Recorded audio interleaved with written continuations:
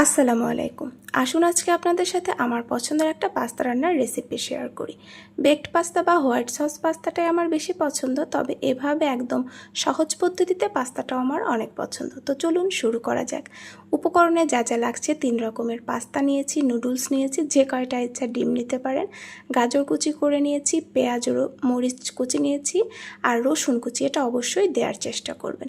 আর যে মশলার নুডলসের প্যাকেট থাকে সেগুলো তো আছেই। আমি 80% মতন পাস্তাটা আগে সেদ্ধ করে নিয়েছি, তারপরে নুডলস দিয়েছি। আর তেল আর একটু লবণও দেওয়ার চেষ্টা করবেন, তাহলে অনেক ঝরঝরা থাকবে।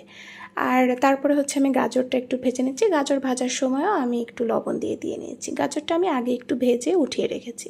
তারপরে দিয়ে দিচ্ছি রসুন কুচি। রসুনটা হালকা একটু ভাজার পরে পেঁয়াজ মরিচ আমি অ্যাড করে দেব। আর এই রান্নাটা এমন না যে কেউ পারে না, আমি জাস্ট ঘরোয়া যা রান্না করি আমার পছন্দের, সেগুলোই টুকটাক একটু মাঝে মধ্যে শেয়ার করি। এত ইউনিক রেসিপি আমি পারি না যে সবসময় ইউনিক রেসিপি দেব। তো আমি তো আসলে শুধু রান্নার ভিডিওই দিই না, সব ধরনের ভিডিওই দেওয়ার চেষ্টা করি। যাই হোক, তারপরে আমি ডিম দিয়েছি। ডিমটা স্ক্রাম্বল করে তাতে গাজর যে ভাজা ছিল সেটা দিয়ে দিলাম। তারপরে দিয়ে দিলাম সেদ্ধ নুডলস পাস্তাটা। তারপরে দিয়ে দিলাম সয়া সস, একটু সয়াবিন তেল যাতে ঝরঝরা থাকে। তারপরে দিয়েছি টমেটো সস এবং নুডলসের মশলা। ব্যাস রেডি হয়ে গেল মজাদার নুডলস পাস্তা।